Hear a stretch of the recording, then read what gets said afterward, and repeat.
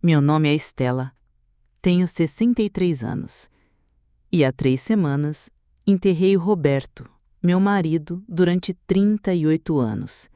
Foi nesta casa que construímos nossa vida. Criamos nossos filhos aqui, assistimos as estações mudarem pela janela da cozinha, passamos noites conversando na sala enquanto os grilos cantavam no quintal. Toda a primavera plantávamos juntos as mesmas roseiras vermelhas perto da mangueira.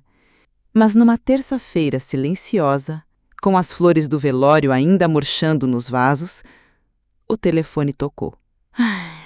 Mãe, a gente precisa conversar sobre a casa, disse Gustavo, meu filho, sem rodeios, como se fosse uma reunião de negócios. A mesma voz firme que ele usava na faculdade quando precisava de dinheiro. Só que agora, ele não estava pedindo. Ele estava informando. Eu estava parada na cozinha, segurando minha caneca com a frase "melhor vovó do mundo", presente da minha neta Isabela. Mas nada parecia familiar, nem a xícara, nem minha própria voz, nem mesmo meu reflexo no espelho do corredor. E quando percebi o que Gustavo e minha filha Fernanda estavam planejando, por trás de palavras doces e abraços mornos, quando entendi que aquela preocupação era só estratégia, não amor, algo dentro de mim rachou. Ou talvez, pela primeira vez, tenha despertado. Essa não é uma história de vingança. É uma história sobre reencontrar a própria voz quando todos esperam que você aceite calada. Sobre honrar o que você construiu, mesmo que seus próprios filhos já não valorizem mais. É sobre o que aconteceu quando tentaram tomar a minha casa e o que eu fiz em vez disso. No dia seguinte, o telefone tocou de novo. Mãe, eu e Fernanda jantamos ontem. Conversamos sobre sua situação. Esse lugar tá grande demais para você. Já passou da hora de pensar nos próximos passos. Eu encostei o telefone na orelha e olhei pela janela da cozinha. O canteiro de temperos que eu e Roberto cuidávamos juntos agora estava tomado pelo mato. Eu não o tocava desde o enterro. Não tem hipoteca nenhuma, respondi seca. Silêncio. Depois, aquela risada irônica, cortante, a mesma que o pai dele usava às vezes, só que sem um afeto que o Roberto sempre teve. Mãe, você não precisa fingir. A aposentadoria do pai não cobre todos os seus remédios. A gente está preocupado. Eles não estavam preocupados. Estavam cercando, mapeando, com planos prontos. Então ele começou a vender a ideia como se fosse um ótimo negócio. Ele e a esposa queriam comprar uma casa maior em São José, com quintal e piscina. Fernanda, por sua vez, estava com dificuldades no financiamento da faculdade da Isabela. Então, se vendermos sua casa, vai ser bom para todo mundo. Ganha-ganha. E eu iria morar onde? Na edícula da Fernanda. Tem entrada separada, banheiro próprio. É aconchegante, disse ele, como se fosse um upgrade e não um rebaixamento. Mas aquela edícula alaga todo outono. Já arrumaram isso, respondeu. E você teria a companhia da Isabela nos fins de semana. Talvez até ajudasse com as refeições. Você sabe que Fernanda sofre com isso. Eu não respondi. Lembrei do último Natal. Enquanto todos jantavam na sala, colocaram minha cadeira na varanda, como se eu fosse parte do cenário. Fernanda nem me ligou depois que o Roberto morreu. Nenhuma vez. Gustavo seguiu falando. Mãe, o primo da Lisa é corretor. Já tem comprador. Pagamento à vista. A gente fecha tudo em menos de um mês. Você começa uma nova fase. Como apagar 38 anos de história fosse apenas uma etapa de planilha. Mãe, a gente está dizendo isso porque se importa. Mas o que ele realmente quis dizer foi: queremos sua casa. E não estamos pedindo. Naquela noite, meu celular vibrou com uma mensagem da Fernanda. Mãe, o Gustavo me falou da casa. Eu sei que é difícil, mas é o melhor. A Isabela está animada para ter a vovó por perto. Vamos conversar sobre os detalhes. Detalhes? Como se meu luto tivesse uma planilha, um cronograma de execução. Fiquei olhando para a tela por longos minutos, relendo aquelas palavras que não diziam nada. Isabela estava animada. A mesma neta que não me mandava uma mensagem desde o Natal. A menina que passava as férias aqui, colhendo tomates comigo no quintal. Agora calada, como se eu tivesse virado incômodo. Abri nosso último histórico de conversas. 15 de dezembro. Uma mensagem genérica de agradecimento pelos presentes. Mais nada. Nenhum "como você está, avó?" Nenhum "sinto muito pelo vovô." Se Isabela estava mesmo animada, não era comigo que ela tinha contado. E Fernanda, a mulher que não teve coragem de me ligar nenhuma vez durante o enterro, agora queria me vender a ideia de que ceder um quartinho nos fundos da casa dela era um ato de amor, que eu poderia ajudar nas refeições, como se fosse parte da minha obrigação ser útil enquanto sou escondida da sala principal. Essa mensagem não falava sobre cuidado, ela falava sobre conveniência, sobre controle disfarçado de afeto. Uma solução prática, colocar a mãe num canto, mais perto o suficiente para lavar a louça. Naquela noite, sentei sozinha na mesa da cozinha. As travessas com comida trazida pelas vizinhas continuavam intactas, os cartões de condolências fechados. E pela primeira vez desde que Roberto se foi, eu disse em voz alta: eu não sou peso, eu não sou invisível. E eu cansei de fingir o contrário. Na manhã seguinte, entrei no escritório do Roberto. O cheiro dele ainda pairava no ar, uma mistura de loção pós-barba com um papel antigo. A luz do sol entrava pelas persianas e desenhava listras no chão. Me aproximei da escrivania que compramos num brechó quando Gustavo estava no ensino médio. Abri a gaveta de baixo, aquela que ele chamava de coisas chatas.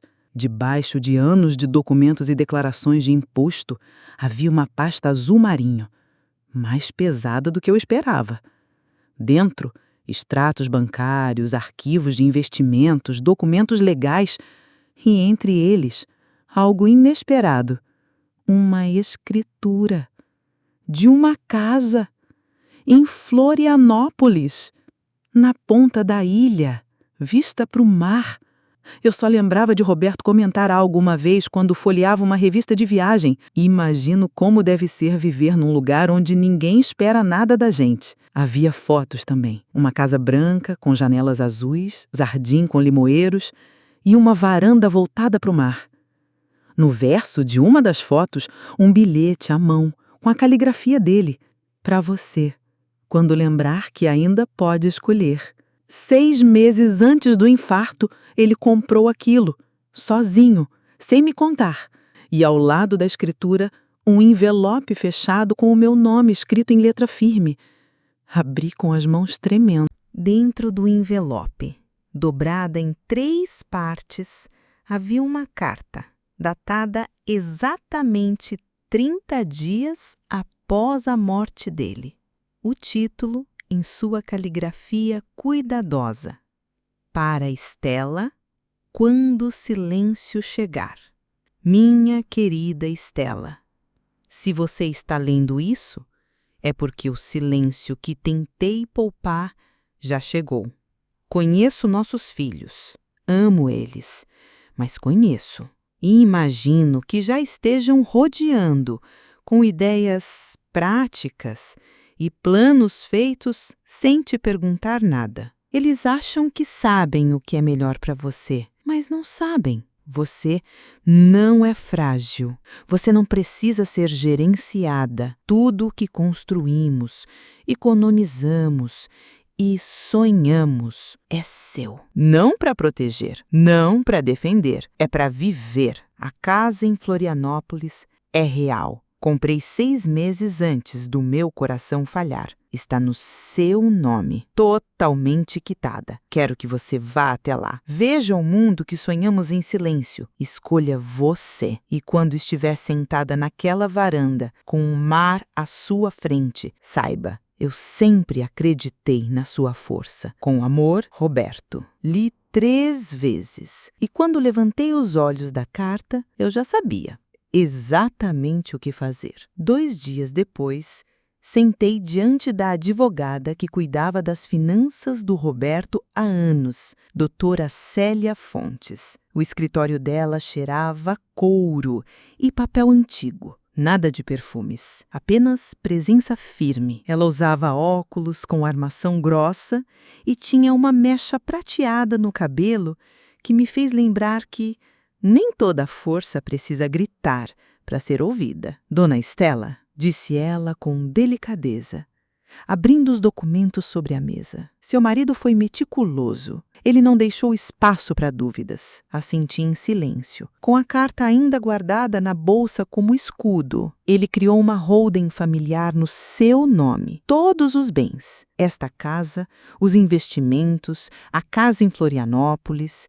estão registrados exclusivamente em seu nome. Seus filhos não constam como beneficiários. Apenas a apólice de seguro de vida será dividida entre eles. Soltei o ar que não sabia que estava prendendo. Ele sabia. Ele viu aquilo que eu não quis admitir. Ela puxou outro envelope. Ele também criou uma conta separada no ano passado, onde depositava parte da pensão todo mês. Chamou de Fundo da Liberdade da Estela. Olhei para ela com os olhos marejados. Tem R$50 mil lá. Ele escreveu que era pro dia em que você finalmente decidisse viver por você mesma. Não consegui falar. Apenas segurei o choro com os dentes cerrados. E a casa em Florianópolis? Perguntei. Está em perfeitas condições? Ele contratou um zelador de confiança, tudo pronto para sua chegada. A senhora pode se mudar amanhã se quiser.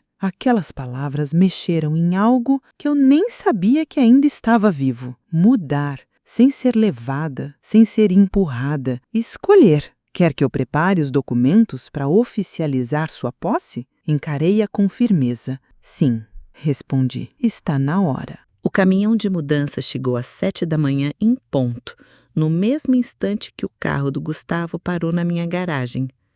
Assisti tudo da janela do quarto de cima. Ele desceu do carro apressado, ainda vestido com o terno bege que a Lisa escolheu para reuniões sérias. Na mão, uma pasta amarela, provavelmente cheia de contratos de venda e documentos de transferência. Ele nem bateu na porta, só foi entrando. Os carregadores já estavam levando as caixas. Desci e o encontrei na porta da sala com os olhos arregalados. Mãe, o que está acontecendo aqui? Bom dia, Gustavo. Estou fazendo uma mudança. Ele passou por mim sem pedir licença, andando apressado pelo corredor. Quando viu as caixas empilhadas ao lado da escada, parou e apontou. Essas são minhas coisas. Por que estão embaladas? Porque achei que você fosse querer levar. São suas lembranças e eu não vou precisar delas onde estou indo. Ele franziu a testa. Você não está falando sério. A senhora ainda nem assinou os papéis da venda. O cliente do Gregório quer resposta hoje, até meio-dia. E você já disse a ele como o dinheiro seria dividido? Perguntei sem levantar o tom. Como assim? Quero saber. Você e a Fernanda já fizeram os cálculos? Subtraíram uma hipoteca que não existe? Já decidiram o que vão fazer com o que sobra? Ele não respondeu. Você presumiu que eu estava perdida. Mas alguma vez perguntou quanto a pensão do seu pai me rende por mês? Alguma vez perguntou se eu queria continuar aqui? Ou se eu precisava de ajuda? Mãe, a gente só queria ajudar. Não, Gustavo. Vocês queriam me administrar, como um problema, como um custo. Tá bom, talvez a gente tenha se precipitado, mas você não precisa ir para a edícula da Fernanda. A gente pode te ajudar a achar um acastamento, um lugar mais gerenciável. Para quem? A minha voz não saiu do sussurro. Antes que ele pudesse responder, meu celular tocou. Era a Fernanda. Atendi no viva voz. Mãe, isso é loucura? Tem um caminhão de mudança aqui na minha casa tentando entregar aquele piano velho que eu nem uso mais. O mesmo piano que você implorou aos 8 anos para eu não vender? Achei que você fosse querer. Memórias são importantes. E você disse que queria manter. Eu não quero o piano. Isso mesmo. Silêncio do outro lado. Mas você não tem como sustentar tudo isso, mãe. Eu tenho mais do que vocês imaginaram. Pausa. Mais silêncio. E então a voz dela mudou. Mãe, o que está acontecendo? Respirei fundo. Eu tô indo embora, mas não pra edícula. Eu tô indo porque finalmente lembrei de quem eu era antes de virar conveniência. 12 horas depois, eu estava num voo para Florianópolis. Peguei um assento na janela, o preferido do Roberto, e observei o oceano lá embaixo brilhar como uma promessa. Não li, não dormi, só fiquei ali, imóvel, deixando o silêncio me envolver como um cobertor. Na chegada, uma mulher segurava uma plaquinha com meu nome, Estela Silva, a cuidadora que o Roberto contratou em segredo. Ela me abraçou como se fôssemos amigas de infância. Abraço firme, quente, nada protocolar. Seu marido falava muito da senhora. Ele dizia, quando minha Estela chegar, a casa vai respirar. No caminho pela ilha, observei cada curva da estrada, cada árvore de limão, cada pedacinho de mar entre os morros. Era como se cada paisagem fosse um segredo que o Roberto tinha guardado só para mim. E então, chegamos.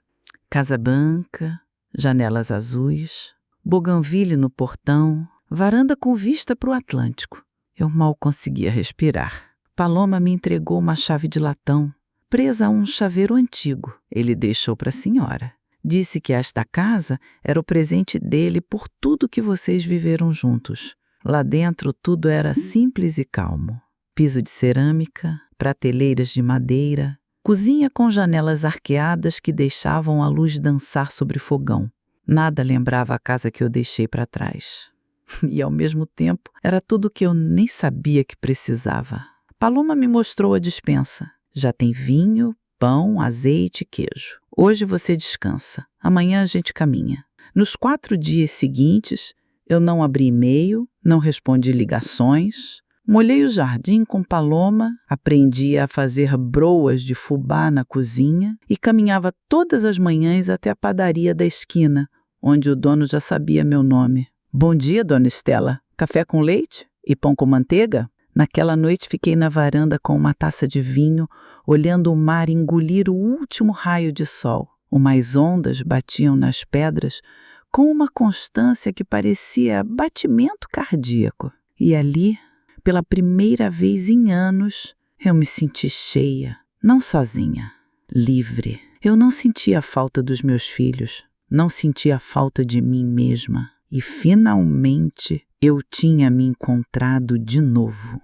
4 dias se passaram em silêncio. Silêncio de verdade. Aquele que não aperta, que não exige, que não julga. Não abri e-mails. Não ouvi recados. Apenas existi. Reguei o jardim com Paloma. Fizemos broas de fubá na cozinha, conversando sobre coisas simples. Toda manhã eu caminhava até a padaria da esquina, onde o dono já sorria antes mesmo de eu falar. Bom dia, dona Estela.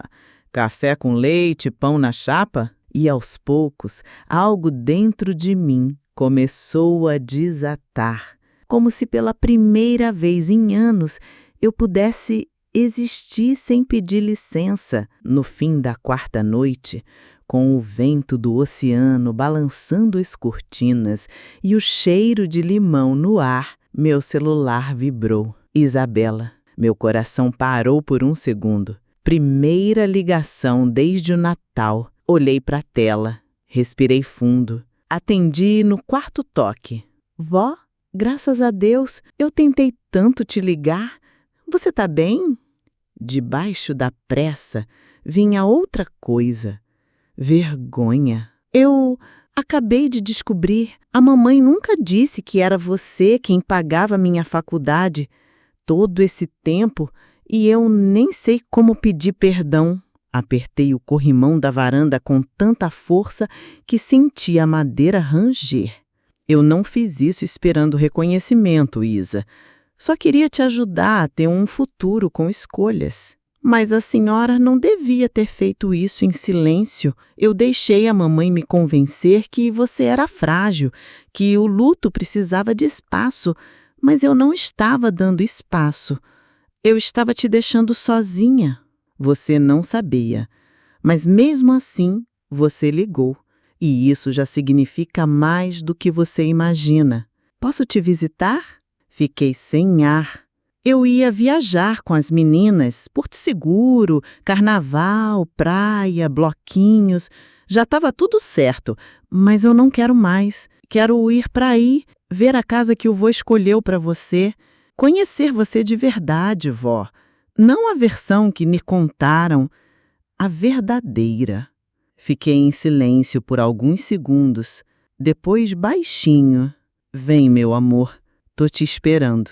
3 semanas depois, eu estava no aeroporto de Florianópolis, vestido leve, sem maquiagem, só eu, como sou. Quando Isabela saiu pelas portas de vidro, eu quase não a reconheci.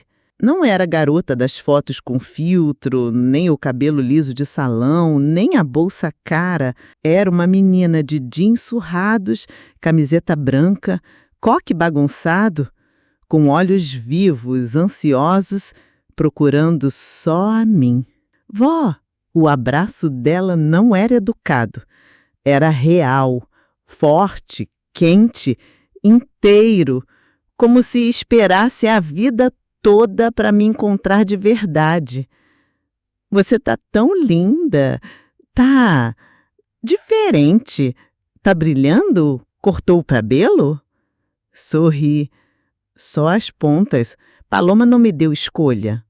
No carro, ela colava o rosto no vidro. Tudo isso é o Oceano Atlântico? É tão imenso. Nunca vi o mar assim tão perto, tão de verdade. Seu avô queria que eu vivesse perto disso, longe da confusão, onde ninguém espera nada, onde a gente simplesmente é.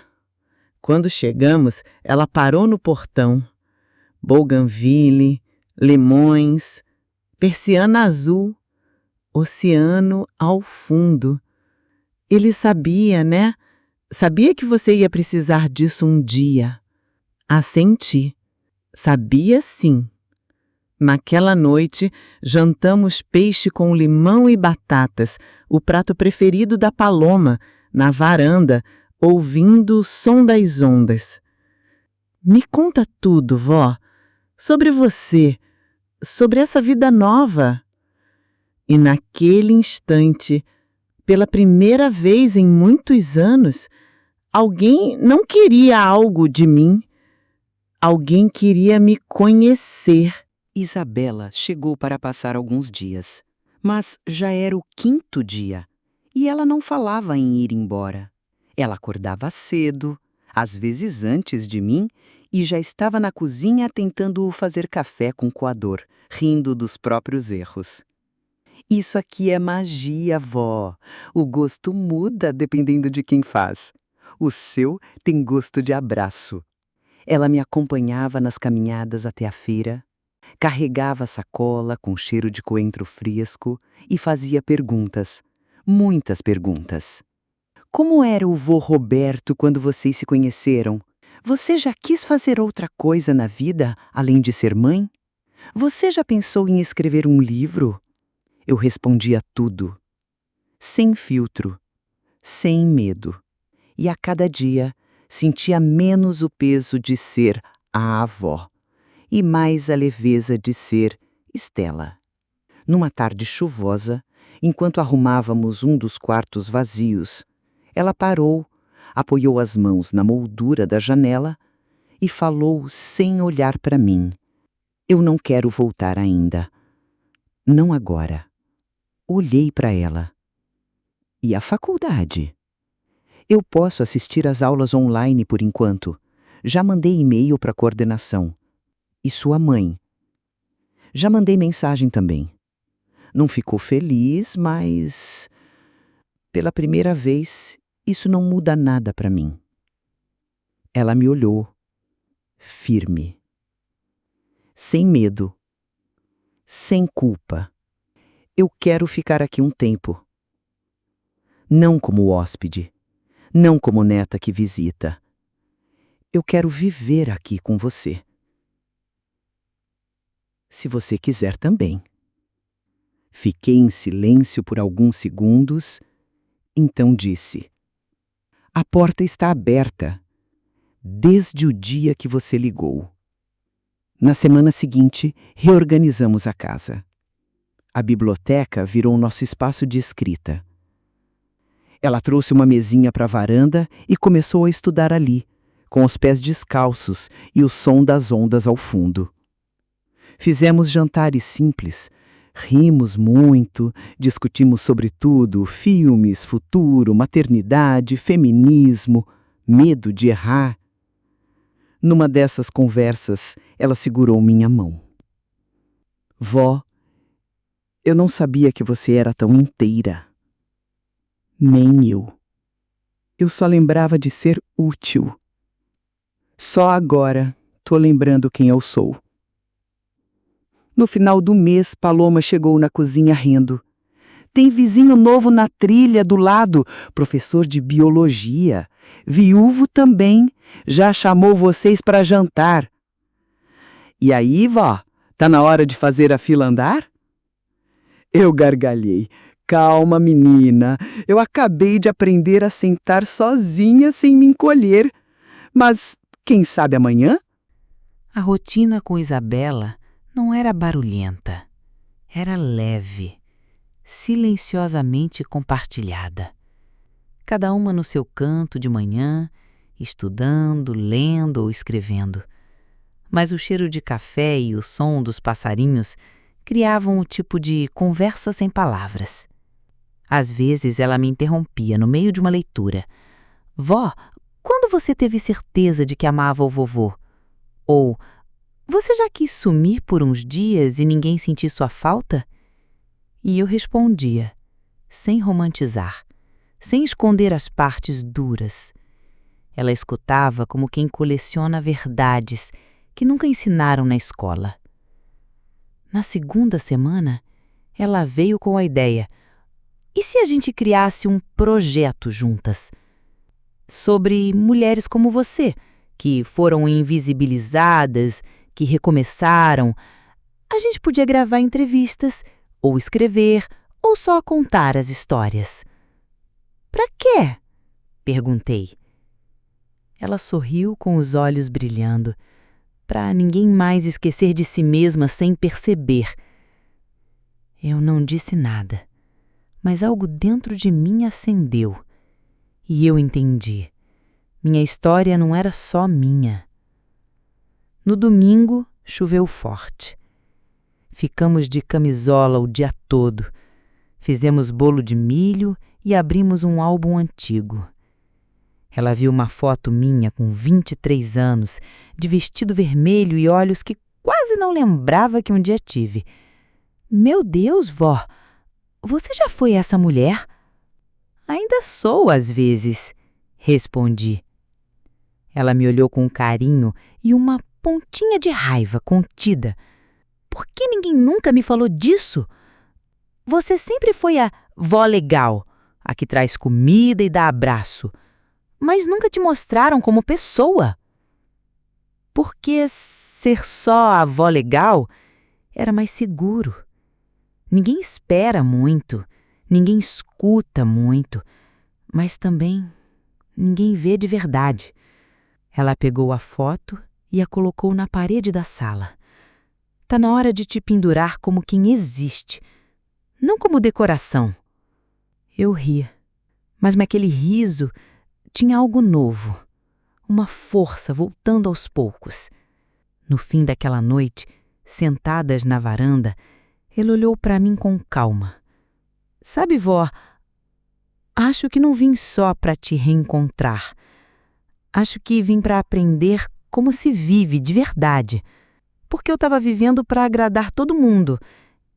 E você está começando a viver por si. Fiquei em silêncio. O barulho do oceano ao fundo era resposta suficiente. Mas por dentro, uma frase ecoava. Nunca é tarde. Nunca. Na manhã seguinte, eu levantei cedo, antes mesmo do sol aquecer a varanda. O ar ainda estava úmido e frio, e por um instante hesitei ao sair para o jardim com a xícara de café nas mãos. Mas eu precisava daquele silêncio, daquele momento só meu. Paloma já havia deixado algumas caixas no quartinho de hóspedes, com coisas que eu mesma havia pedido para guardar. Memórias. Fragmentos do que fui antes de me esquecer de mim mesma. No fundo da última caixa, entre papéis amarelados e fotografias que eu quase não reconhecia, encontrei um envelope com a caligrafia de Gustavo. O coração disparou. Para a mamãe, dizia. Simples assim. Abri com cuidado. Como se qualquer gesto brusco pudesse rasgar não só o papel, mas tudo o que ainda me ligava a ele. Mãe, eu sei que falhei. Eu vi o que fiz com você só depois que foi tarde demais. Depois que percebi que minha pressa, meu egoísmo, minha mania de controlar tudo, te apagaram. Eu deixei de ver a mulher que me criou com força e dignidade. Me desculpa. Me desculpa por querer te encaixar num papel que era confortável para mim, mas sufocante para você. Se eu pudesse voltar atrás, teria te escutado, teria te abraçado mais forte no velório do pai, teria ficado em silêncio quando tudo que você precisava era espaço para sentir. Mas agora eu entendo. Agora que você escolheu a si mesma, eu entendo o quanto eu te diminuí sem perceber. E talvez seja tarde para voltar, mas não é tarde para sentir. Eu sinto sua falta. Com amor. Gustavo. Segurei a carta com mãos trêmulas. As palavras ardiam. Não era uma carta perfeita, mas era real. E era dele. Sentei-me na beirada da cama com a carta sobre o colo e deixei que as lágrimas viessem, silenciosas, quentes, como um pedido de perdão que eu mesma precisava fazer a mim mesma por ter aceitado tão pouco durante tanto tempo. Paloma bateu de leve na porta, me tirando do torpor. Estela, posso entrar? Assenti, enxugando o rosto com as costas da mão. Tem um mercado novo abrindo na vila. Achei que você ia gostar. Vem comigo. Pensativa, reconectando, olhei pela janela. O céu já clareava e, por algum motivo, pensei em Isabela. Pensei em como ela tinha me olhado no aeroporto, com olhos que buscavam não a avó que traz presentes, mas a mulher que sobreviveu ao silêncio. Respirei fundo e respondi: vamos sim. Quero flores hoje.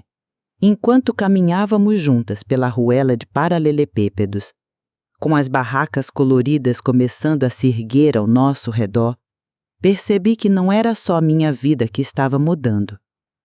Era meu olhar, minha postura, minha história reescrita com mãos firmes.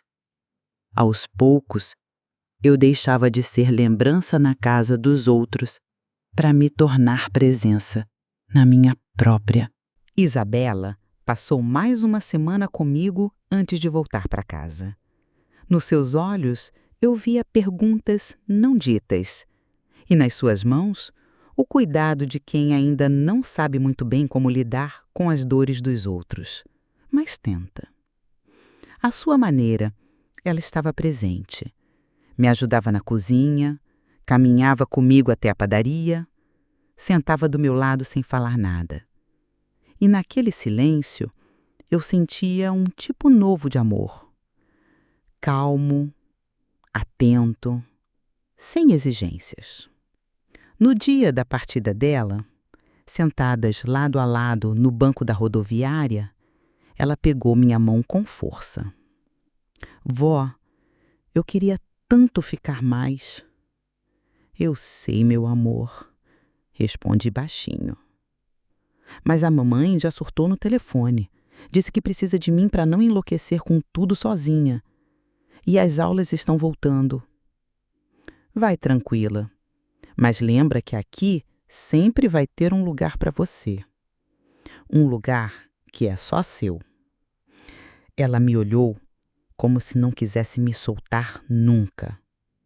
E então disse: Você parece diferente, mas não é ruim. Parece mais você. Eu sorri, com os olhos úmidos, e apenas respondi: É que agora eu finalmente voltei para mim.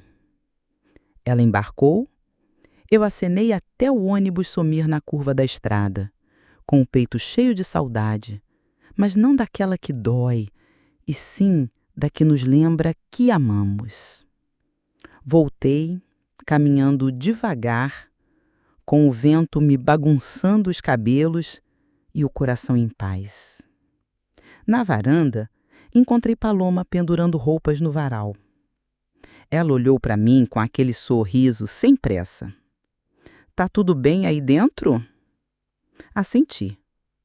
Pela primeira vez em muito tempo, sim. Nos dias seguintes, continuei minha nova rotina. Café na padaria, flores frescas na mesa, noites com vinho e livros esquecidos. Não era uma vida espetacular. Era simples, mas era minha. Um dia, encontrei no mercado uma vizinha que me reconheceu. Você é a viúva do Roberto, né? A casa ficou linda com você dentro. Agradeci com um sorriso, mas por dentro algo se reorganizou. Agora, eu não era mais a viúva de alguém. Eu era Estela, mulher, inteira, vazia de tudo que me diminuía, cheia de tudo que agora me sustentava. Naquela noite, sentei sozinha no sofá, com um cobertor sobre as pernas e o som do mar ao fundo. Peguei um caderno novo e escrevi na primeira página: Aqui recomeça a minha história. Não como mãe, nem como esposa, nem como avó, mas como mulher que escolheu a si mesma e dessa vez não vai embora de si. Fechei o caderno, respirei fundo e deixei que o silêncio preenchesse a casa como música. Porque agora ele não machucava mais. Agora ele era liberdade.